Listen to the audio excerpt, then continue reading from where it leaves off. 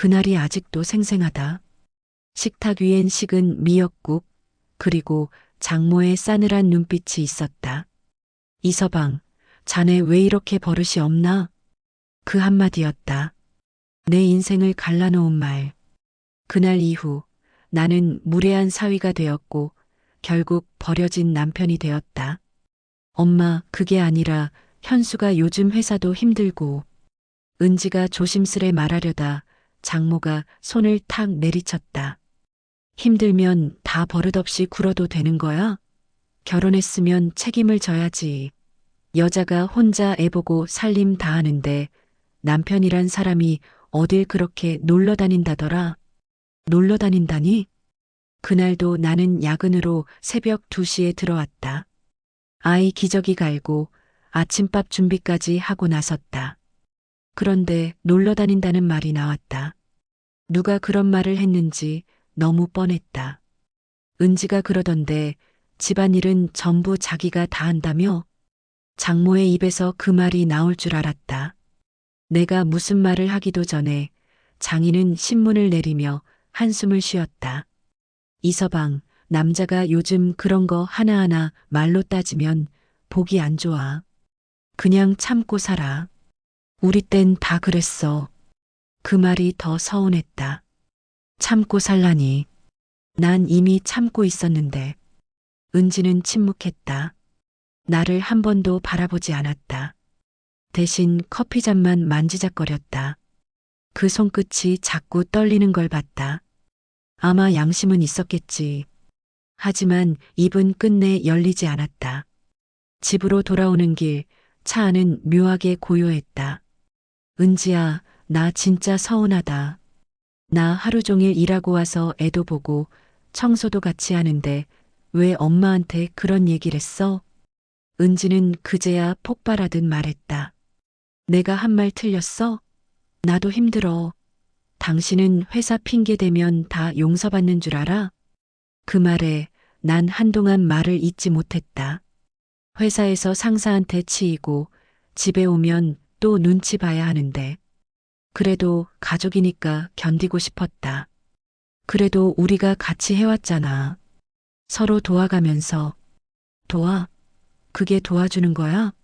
그건 도와주는 척이지. 그 말이 뼈를 때렸다. 도와주는 척이라니. 내가 밤새 아이 재우고 청소한 게 그저 척이었다는 건가. 며칠 뒤 장모에게서 전화가 왔다.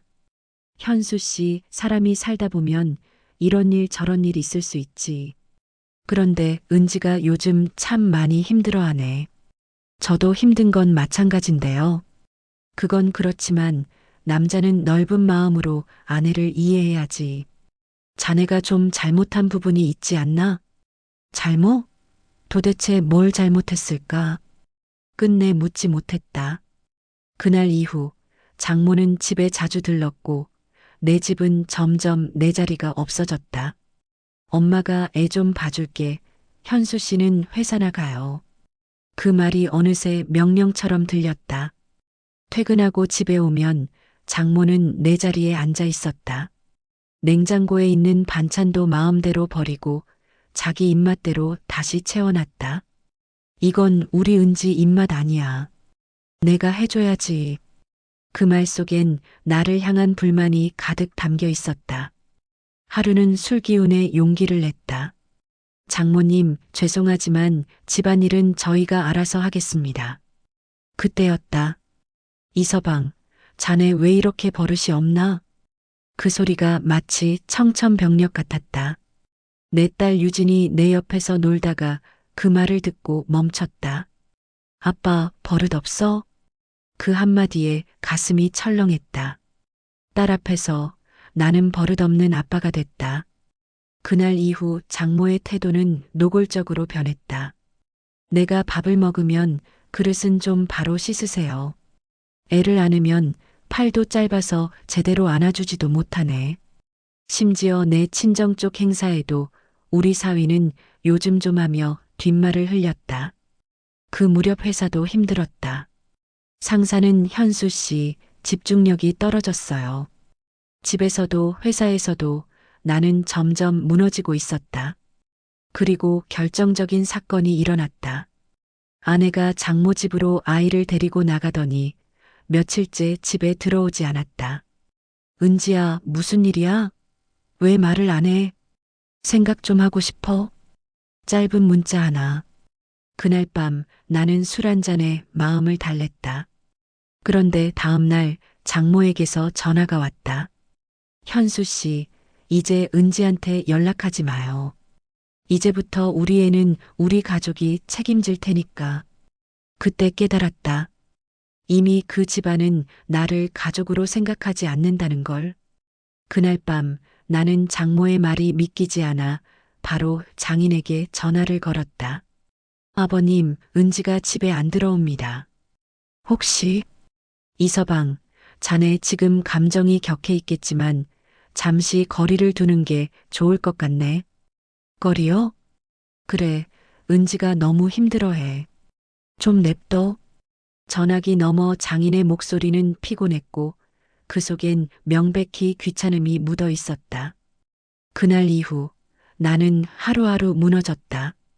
출근길엔 가슴이 답답했고 퇴근 후 돌아오는 집은 얼음장처럼 차가웠다. 식탁엔 아무도 앉아있지 않았고 유진의 웃음소리도 사라졌다. 며칠 뒤 등기로 봉투 하나가 도착했다. 협의이혼 신청서. 손이 덜덜 떨렸다. 내가 뭘 그렇게 잘못했을까? 그동안 못난 짓 한 게 있긴 한가? 도무지 납득이 되지 않았다. 은지야, 우리 얘기 좀 하자. 이건 너무 갑자기잖아. 갑자기 아니야. 나는 오래전부터 생각했어. 그럼 나한테 한 번이라도 솔직히 얘기했어야지. 얘기하면 뭐가 달라졌겠어? 당신은 늘 당신 입장에서만 생각했잖아. 그 말에 숨이 막혔다. 난 그저 가족을 위해 일하고 집을 지키려 했을 뿐인데. 며칠 후 마지막으로 한 번만 얼굴을 보고 싶어 처가에 갔다. 문을 두드리니 장모가 문틈으로 나를 쳐다봤다. 현수 씨, 더 이상 이렇게 찾아오면 곤란해요. 장모님, 전 그냥 제 딸 얼굴만 보려는 겁니다. 그 애는 이제 우리 집 애예요. 그 말에 숨이 턱 막혔다. 그의 아버진 나인데요. 그래서 뭐요? 아버지 자격 있어요? 그 말 평생 잊지 못했다. 장모의 말투에는 냉소와 비웃음이 섞여 있었다. 아버지 자격. 그날부터 나는 모든 걸 내려놓았다. 직장도, 집도, 내 인생의 의미도. 이혼 도장은 순식간에 찍혔다. 서류를 건네봤던 날 은지는 아무 말이 없었다. 단 한 번도 내 눈을 보지 않았다. 그녀는 이미 다른 세상 사람 같았다. 그 후로 몇 년간 나는 사람다운 삶을 포기한 채 살았다. 월세방에 박혀 컵라면으로 끼니를 때우고 세탁은 빨래방에 맡겼다. 그런데 신기했다. 세상은 그렇게 쉽게 나를 버리지 않았다. 그때 한 통의 전화가 왔다. 형, 나 박성민이야. 너 예전에 회사에서 만들던 그 시스템 아직 기억나지? 응, 그걸 왜? 그걸로 창업하자. 나 투자자 구했어. 그 순간 꺼져가던 내 불이 다시 붙었다. 처음엔 반신반의였다. 하지만 일은 기가 막히게 풀렸다. 작은 창고에서 시작한 개발이 첫 계약으로 이어지고 1년 만에 흑자 전환. 그리고 3년 뒤 회사는 기술 스타트업 성공 사례로 기사에 실렸다. 신문을 본 사람들 중에는 나를 버렸던 그 집안도 있었다. 장모는 이웃에게 말했다고 한다. 우리 사위가 참 사람 하나 살렸지 뭐예요. 그 소리 듣고 웃음이 나왔다. 이제 와서 우리 사위. 그래도 난 가만히 있었다. 진짜 사이다는 한 방에 보여주는 게 아니라 천천히 격이 다르게 보여주는 거니까. 몇 달 뒤 우연히 은지가 나를 찾아왔다. 현수야, 잠깐 얘기 좀 할 수 있을까? 그녀는 예전보다 초라해 보였다. 무슨 일인데? 엄마가 많이 아파. 그래서 혹시 병원비 좀 도와줄 수 있을까? 그녀의 말끝은 떨렸다.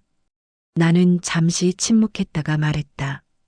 그건 은지가 알아서 해야지. 나랑 이제 상관없잖아. 그녀의 눈에 눈물이 맺혔다. 그때는 내가 잘못했어.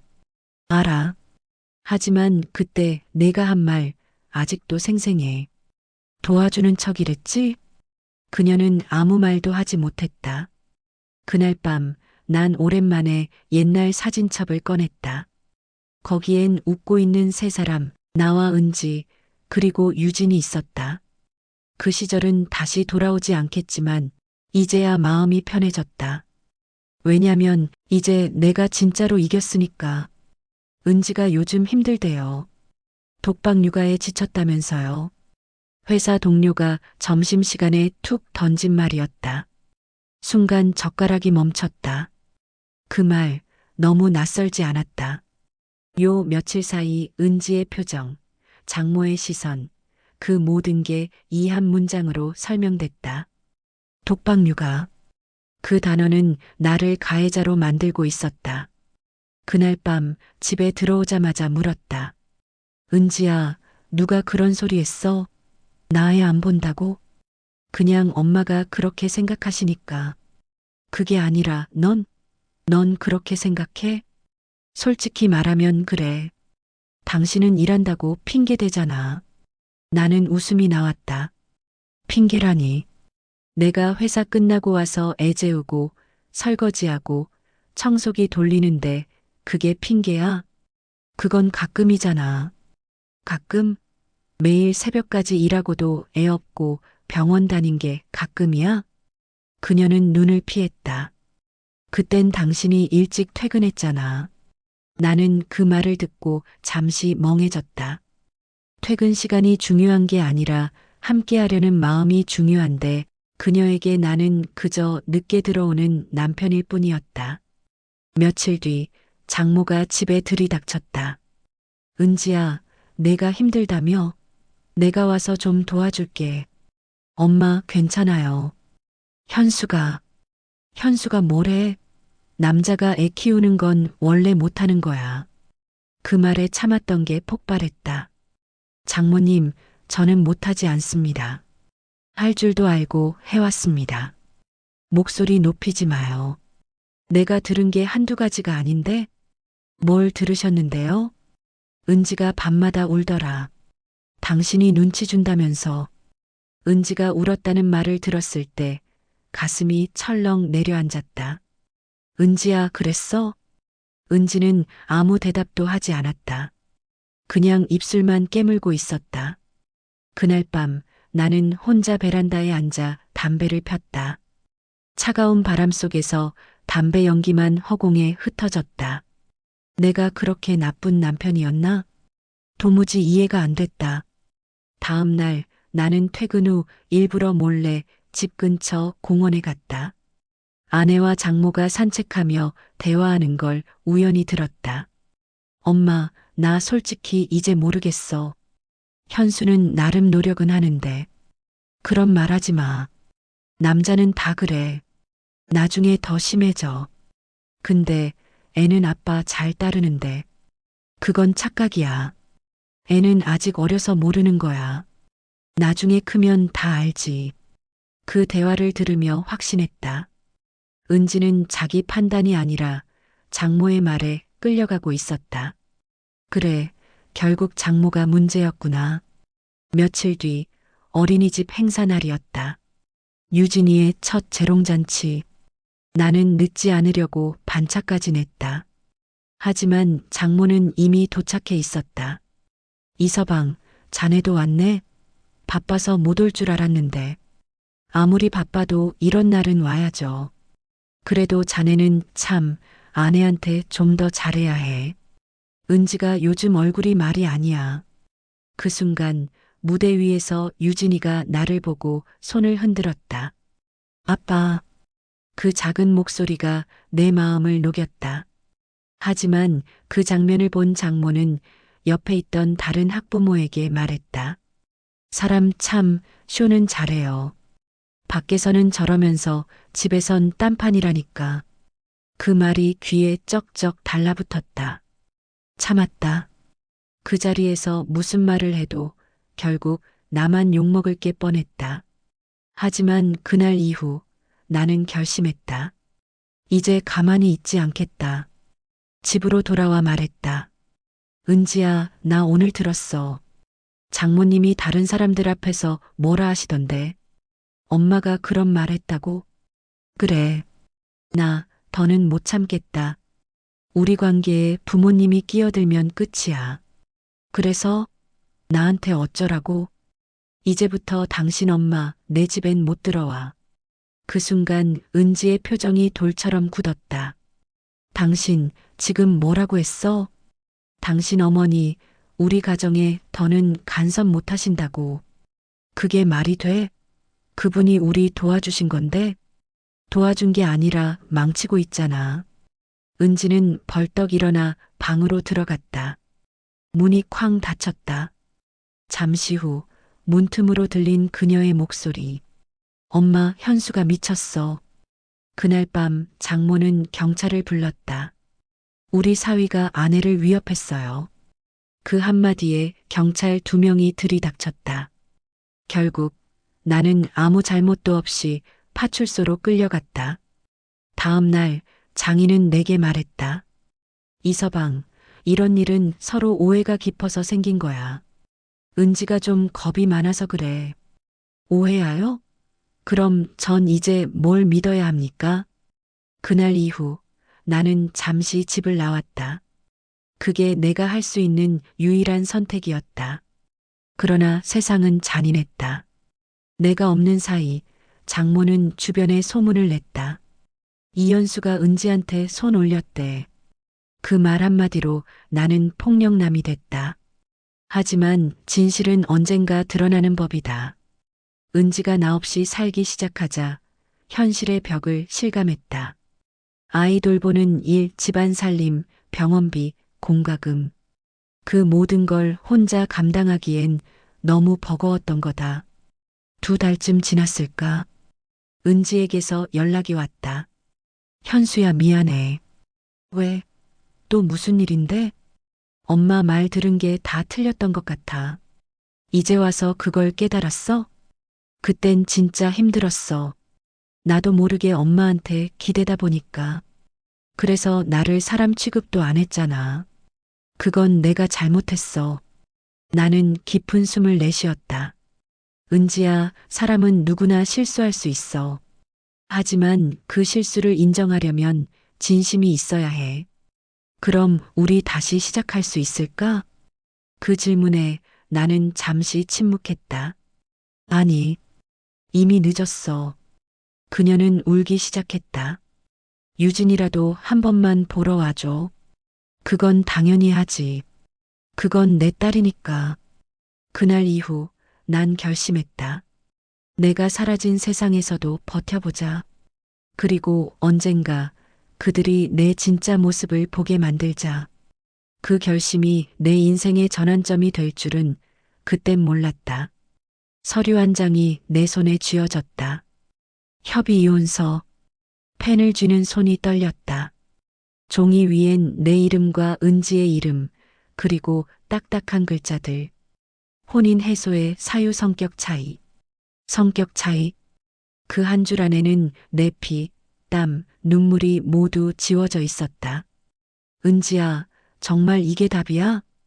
그녀는 내 눈을 피한 채 말했다. 우리 더는 같이 못 살아. 당신이 나를 이해해주지 않잖아. 나는 당신이 숨 쉬는 소리까지 기억할 만큼 함께했어. 그게 문제야. 너무 무겁다고. 그녀의 마지막 말은 비수처럼 꽂혔다. 너무 무겁다.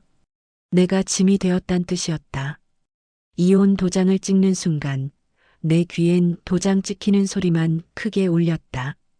딱 그 한 번의 소리로 결혼 생활이 끝났다. 변호사는 아무 감정 없이 말했다.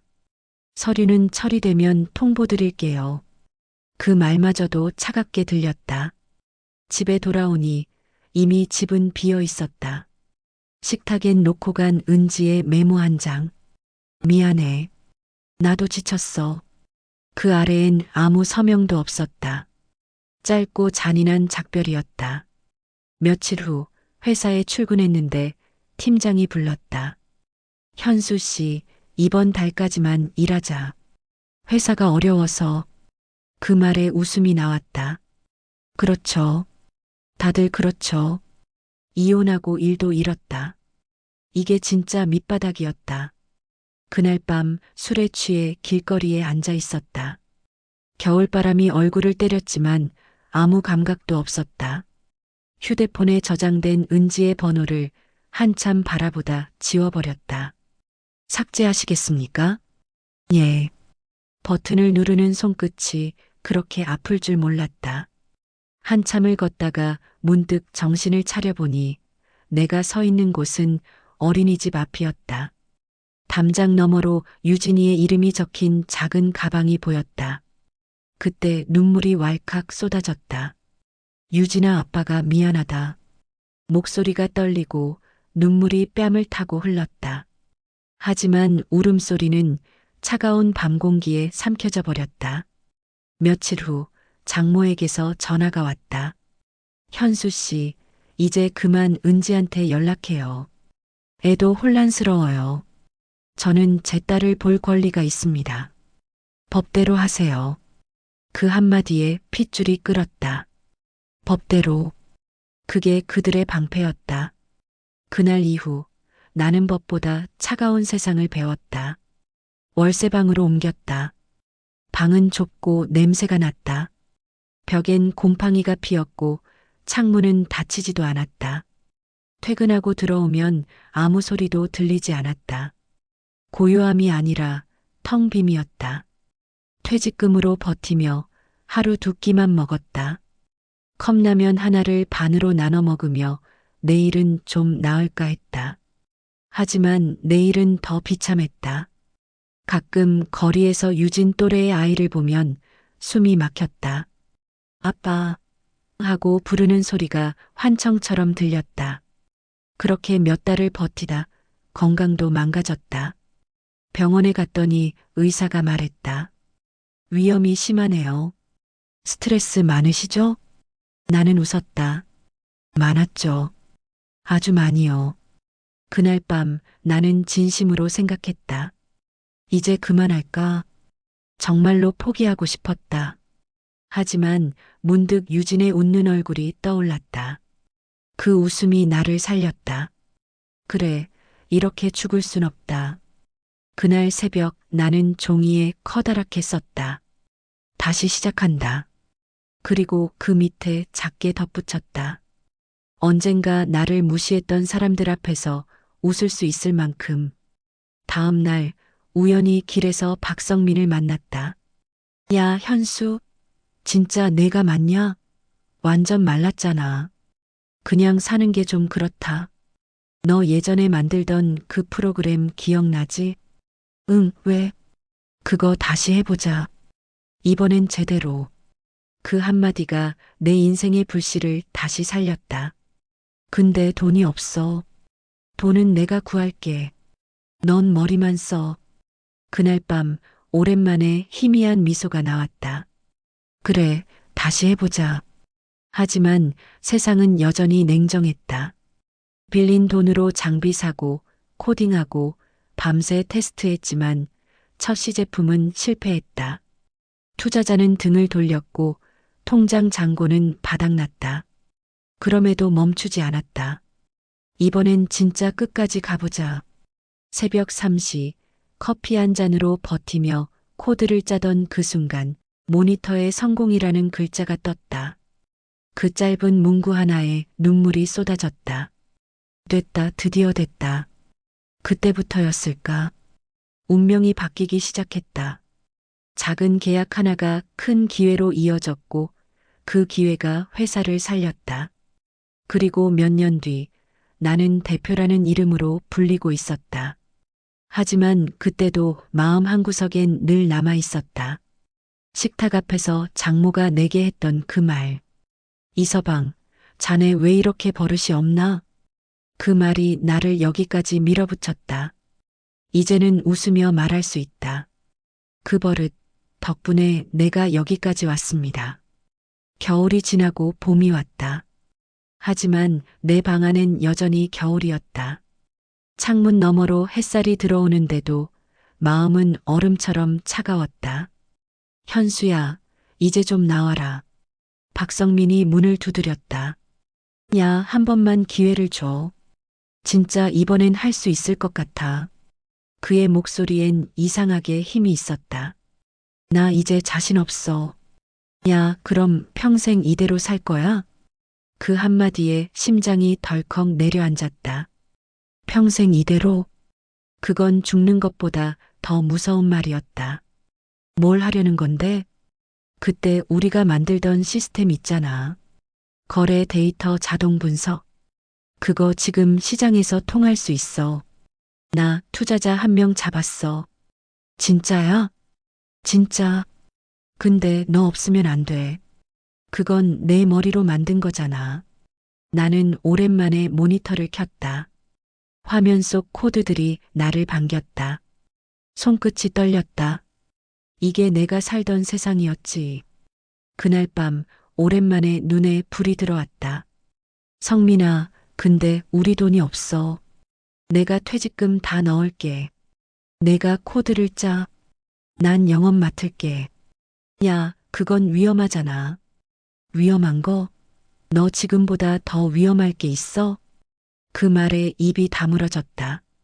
그날부터 다시 시작이었다. 하루 3시간 자면서 코드를 짰다. 낡은 노트북이 비명을 질러도 손은 멈추지 않았다. 커피로 버티고 라면으로 연명했다. 몸은 점점 말라갔지만 마음은 이상하게 뜨거워졌다. 첫 시제품이 나왔을 때 성민이 환하게 웃었다. 야, 됐다. 진짜 돌아간다. 그래도 테스트는 더 해야지. 이게 내 문제야, 현수야. 너무 완벽하려 해. 세상은 완벽 기다려주지 않아. 그 말이 머리에 남았다. 완벽보다 행동. 그게 내가 몰랐던 인생의 법칙이었다. 며칠 뒤 투자자 앞에서 첫 시연을 했다. 손에는 땀이 흥건했다. 이 시스템은 거래 내역을 실시간으로 분석해 비정상 패턴을 찾아냅니다. 프레젠테이션이 끝나자 잠시 정적이 흘렀다. 좋네요. 근데 시장성이 있을까요? 순간 숨이 막혔다. 그때 성민이 나섰다. 대표님, 시장은 이미 움직이고 있습니다. 우리가 안 해도 누군가는 합니다. 그 말에 투자자가 미소를 지었다. 좋아요. 소액으로 시작합시다. 그날 밤 우리는 조그만 포장마차에서 소주를 마셨다. 야, 우리가 진짜 해냈다. 아직 시작이지. 그래도 말이야, 이렇게 웃는 날이 다시 올 줄 몰랐다. 나도 웃었다. 이제 슬픔 그만 먹고 돈이나 벌자. 그때부터였을까? 일이 이상하게 술술 풀리기 시작했다. 계약 하나 소개 하나가 이어지며 우리 회사 이름이 점점 업계에 알려졌다. 그리고 어느 날 신문 일면에 청년 창업 성공 사례 이현수 대표라는 제목이 실렸다. 전화가 쉴 틈 없이 울렸다. 야, 현수야. 나 기사 봤다. 대박이다. 대표님, 인터뷰 한 번만 부탁드립니다. 그 모든 소음 속에서도 내 머릿속엔 단 한 문장만 떠올랐다. 이서방, 자네 왜 이렇게 버릇이 없나? 그래, 나는 버릇없게 살기로 했다. 다른 사람 눈치 안 보고 내 길 가는 버릇. 그날 저녁 회사 앞 카페에서 성민이 물었다. 현수야, 너 진짜 대단하다. 그때 그렇게 망가지던 놈이 어떻게 이렇게 버텼냐? 성민아, 인생이 나를 바닥까지 밀었잖아. 그럼 올라가는 수밖에 없더라. 멋있다, 이 자식. 멋은 무슨, 그냥 복수심이지. 복수? 그래. 나를 버리고 떠난 사람들, 나를 버릇없다 했던 사람들. 그 사람들한테 보여주고 싶었어. 내가 얼마나 버릇없이 살아남았는지. 성민은 웃었다. 그럼 복수 성공했네. 아직? 진짜 복수는 그들이 내 이름 듣고 후회할 때야. 몇 주 후 첫 대기업 납품 계약이 성사됐다. 회사는 단숨에 안정권에 들어섰다. 나는 직원들에게 말했다. 이 회사 끝까지 버티는 사람만 네 사람입니다. 그날 사무실엔 환호가 터졌다. 퇴근길 혼자 걸으며 문득 하늘을 봤다. 바람이 부드럽게 불었고 구름이 천천히 흘렀다. 이제 시작이구나. 진짜 사이다는 남이 내 인생을 망쳤다고 원망할 때가 아니라 그 망가진 인생을 내가 다시 세울 때 터지는 거였다. 이현수 대표님 축하드립니다. 사무실 문을 열자 직원들이 박수를 쳤다. 그날은 우리 회사가 창립 5주년을 맞이한 날이었다. 처음엔 단 2명이던 회사가 이젠 50명 넘는 직원이 있는 중견기업으로 성장했다. 사무실 벽엔 신문 스크랩들이 걸려 있었다. 불가능을 뒤집은 남자, 이현수. 파산에서 CEO로 인생 2막의 주인공. 그걸 바라보며 나는 잠시 웃었다. 그래, 이제 진짜 올라왔구나.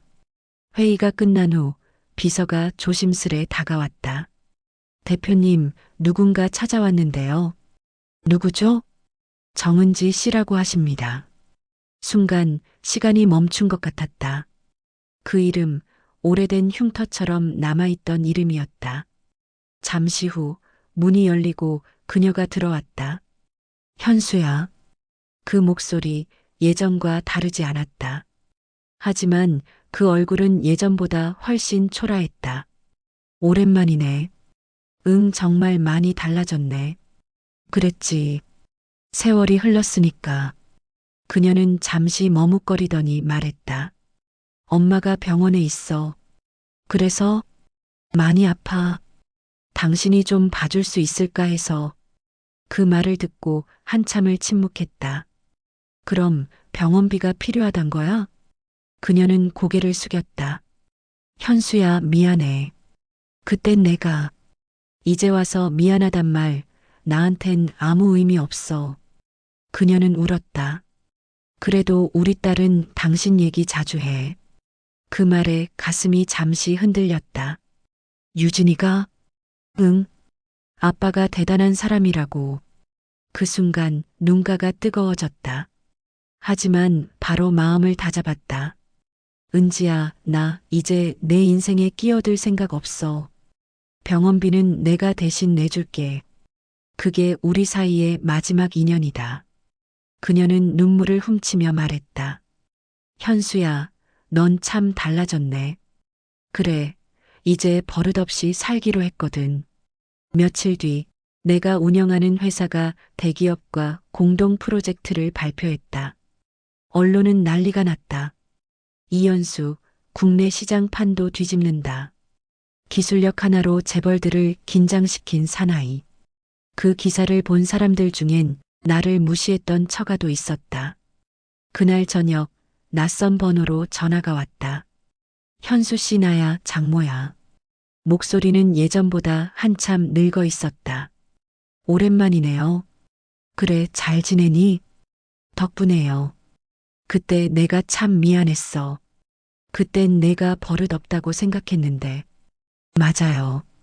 저는 버릇없었죠. 근데 덕분에 지금은 제 인생을 제 마음대로 살아요.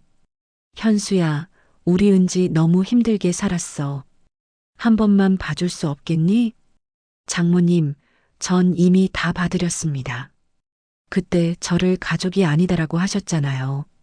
그 말 아직도 기억납니다. 전화를 끊고 나서 잠시 숨을 골랐다. 창밖엔 서울의 야경이 반짝였다. 이제야 진짜 끝났구나. 며칠 뒤 신문 인터뷰를 하던 중 기자가 물었다. 대표님, 힘들었던 시절도 많으셨죠? 많았죠. 하지만 버텼습니다. 사람은요, 결국 자신이 믿는 대로 됩니다. 지금 그 시절의 자신에게 한마디 해주신다면요? 나는 잠시 생각하다가 말했다. 참지 말고 버릇없이 살아라. 눈치보다 잃는 게 훨씬 많으니까. 그 대답이 기사로 나갔고 다음 날 인터넷엔 댓글이 폭발했다.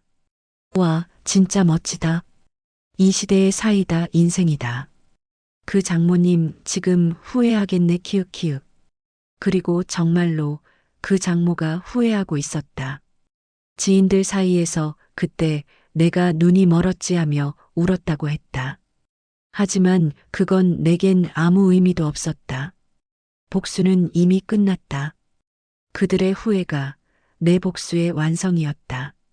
어느 날 딸 유진에게서 연락이 왔다. 아빠, 이번에 회사에서 효도상을 받았어.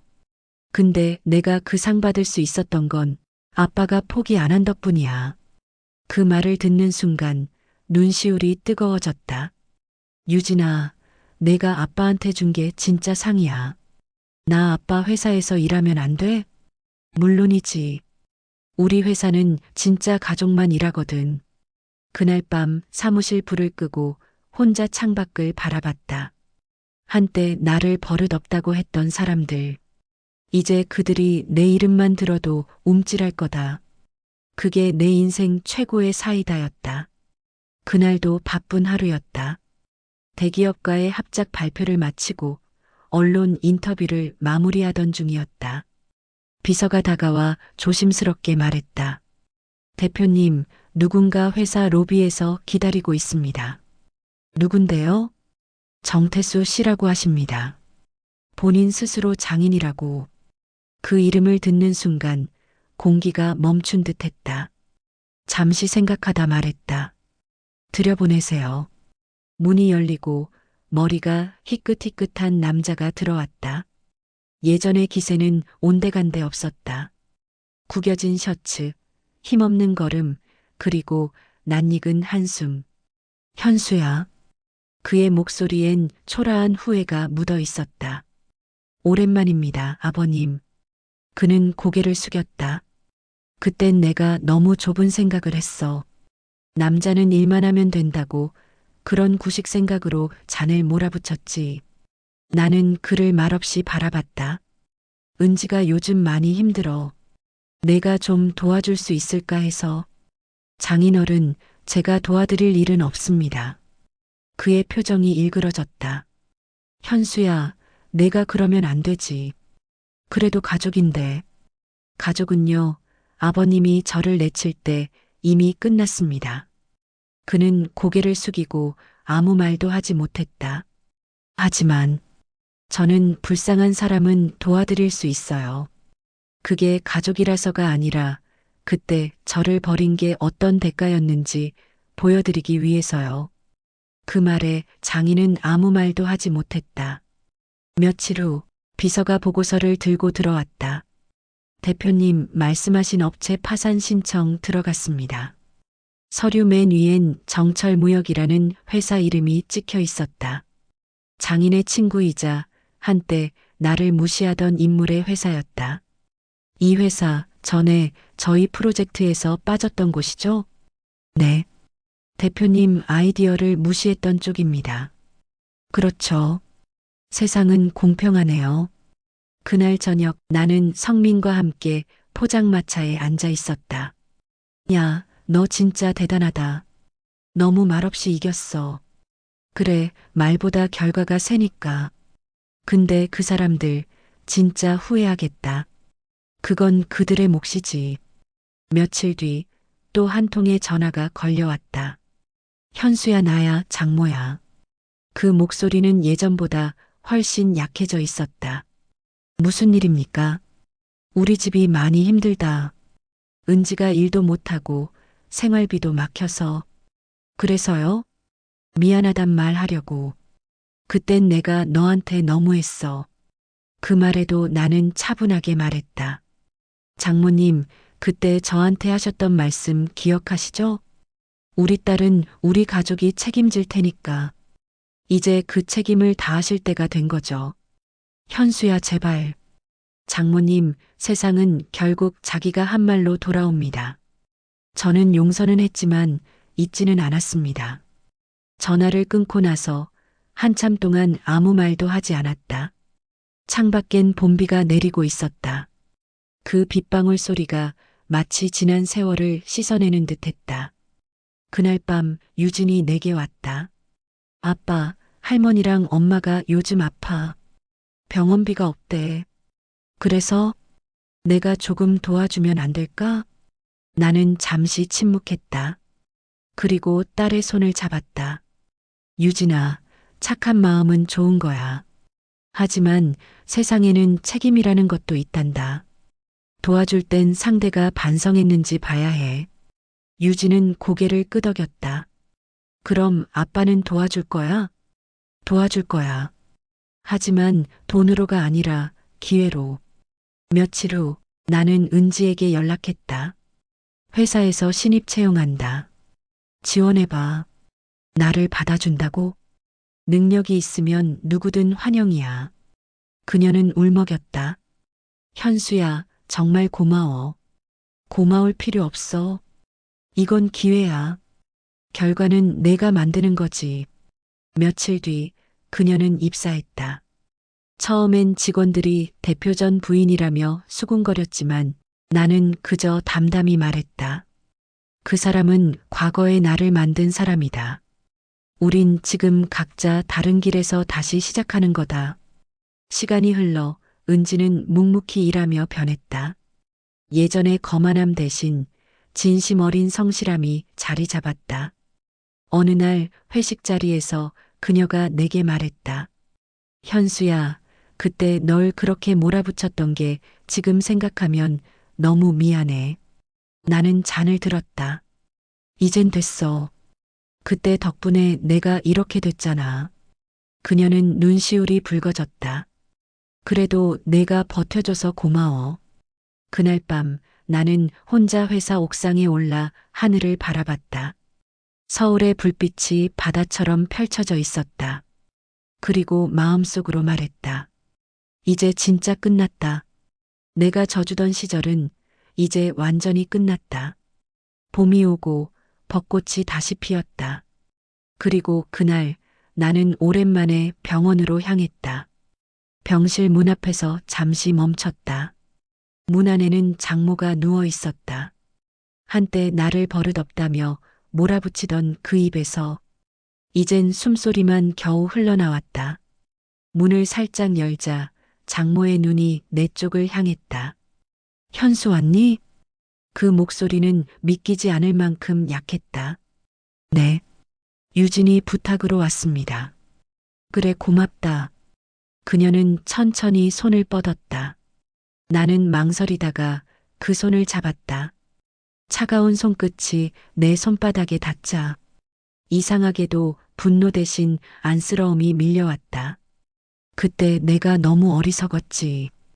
그녀는 숨을 고르며 말을 이었다. 내가 세상 사는 법을 안다고 생각했어. 근데 결국 내가 틀렸더라. 그때 너한테 했던 말 밤마다 생각나. 나는 말없이 고개를 끄덕였다. 은지는 잘 있니? 네. 회사에서 열심히 일하고 있습니다. 그래, 다행이다. 너는 여전하구나. 차분하고 무섭게 강한 사람. 전 그냥 버텼을 뿐입니다. 그녀는 눈을 감으며 미소를 지었다. 이제야 알겠다. 진짜 강한 사람은 참는 사람이 아니라 넘어진 자리에서 일어나는 사람이더라. 그 말에 나도 모르게 미소가 났다. 이젠 편히 쉬세요. 그녀는 마지막으로 내 손을 꼭 잡았다. 그리고 그날 그녀는 조용히 눈을 감았다. 며칠 뒤 장례식장에서 은지를 만났다. 검은 옷을 입은 그녀는 예전보다 훨씬 말라 있었다. 현수야. 그래. 엄마가 마지막으로 너 얘기했어. 현수는 좋은 사람이었다고. 그 말을 들으니 가슴이 묘하게 먹먹했다. 이제야 그런 말을 듣네. 그땐 미안했어. 그 사람들 말만 믿고 당신 마음을 몰랐던 거. 괜찮아. 나도 그땐 말이 많았으니까. 아니야. 넌 늘 말보다 행동이 앞섰지. 은지는 눈물을 흘렸다. 나 이제야 그게 얼마나 큰 사랑이었는지 알겠어. 나는 잠시 고개를 숙였다. 우린 너무 늦게 알았어. 그녀는 고개를 끄덕였다. 그래도 이렇게 다시 마주한 게 다행이야. 응, 나도 그래. 장례가 끝난 후 유진이 내게 다가왔다. 아빠, 엄마 요즘 진짜 열심히 해. 나도 이제 아빠 회사에서 정식으로 일하고 싶어. 그래, 이제 진짜 가족이 다시 모이네. 그녀는 활짝 웃었다. 아빠, 나 어릴 때 기억나? 할머니가 아빠한테 버릇 없다고 했을 때 나는 그게 나쁜 말인 줄 알았는데 이젠 알아. 그건 멋진 말이었어. 그 말을 듣는 순간 눈물이 핑 돌았다. 그래, 유진아. 버릇 없다는 건 나한테 칭찬이야. 그날 밤 집으로 돌아와 불 꺼진 사무실을 걸었다. 창가에 앉아 서울 불빛을 내려다보며 조용히 중얼거렸다. 이제 다 돌았다. 그때 날 무시하던 사람들도 날 버렸던 시간도 다 지나갔구나. 책상 위엔 가족 사진이 놓여 있었다. 어릴 적 유진이의 미소, 젊은 시절의 나, 그리고 아직 행복하던 은지. 그 사진을 보며 나는 조용히 웃었다. 그래, 이게 인생이지. 봄이 완전히 찾아왔다. 나무엔 연두빛 잎이 돋고 거리엔 사람들의 웃음소리가 가득했다. 창밖을 바라보며 문득 생각했다. 이제 정말 끝이구나. 하지만 동시에 새로운 시작이기도 하네. 나는 오랜만에 딸 유진과 함께 산책을 나왔다. 하늘은 맑고 바람은 부드러웠다. 아빠, 이제 좀 쉬어. 그동안 너무 달려왔잖아. 쉬는 것도 일이지. 근데 말이야, 아직도 하고 싶은 게 많아. 유진이 웃었다. 역시 우리 아빠답다. 공원 벤치에 앉아 나는 조용히 눈을 감았다. 그동안의 일들이 주마등처럼 스쳐 지나갔다. 장모의 싸늘한 눈빛, 텅 빈 방에서의 눈물, 박성민의 손길, 그리고 지금의 이 평온함까지. 모든 게 지나고 나니 이제는 그 모든 순간이 내 인생의 선물이었다. 잠시 후 유진이 내게 물었다. 아빠, 후회되는 거 있어? 나는 미소 지었다. 후회? 글쎄, 그땐 힘들었지만 이제 생각해보면 다 필요했던 시간이었어. 그게 어떻게 필요했어? 사람이 진짜로 일어나는 건 다 끝났다고 느낄 때거든. 그 바닥이 나한텐 시작이었지. 유진은 고개를 끄덕였다. 아빠 말 진짜 멋있다. 멋있는 게 아니라 늙으니까 알겠더라. 그날 저녁 집으로 돌아오자 박성민에게서 연락이 왔다. 야, 현수. 신제품 반응 장난 아니다. 이제 해외 진출도 보자. 그래, 천천히 가자. 이제는 급하게 살기 싫어. 너 진짜 변했다. 그래, 변했지. 근데 중요한 건 변한 게 아니라 버텼다는 거야. 그 말에 성민이 크게 웃었다. 그게 진짜 인생이지, 임마. 그날 밤 나는 오랜만에 술 한 잔을 따랐다. 유리잔에 비친 내 얼굴은 예전보다 훨씬 단단했다. 창밖으로 서울의 불빛이 반짝였고 멀리서 봄비가 살짝 내렸다. 나는 잔을 들고 조용히 중얼거렸다. 이제야 진짜 자유다. 잠시 뒤 내레이션이 흘렀다. 내레이션 시작. 인생은 참 이상합니다. 누군가는 나를 무시했고 누군가는 나를 버렸습니다. 하지만 결국 나를 일으킨 건 그때 나를 무시했던 그 말들이었습니다. 이서방, 자네 왜 이렇게 버릇이 없나? 그 말이 내 가슴에 남아 나를 여기까지 끌고 왔죠. 사람들은 말합니다. 이미 늦었다고, 이 나이에 뭘 하냐고, 끝났다고.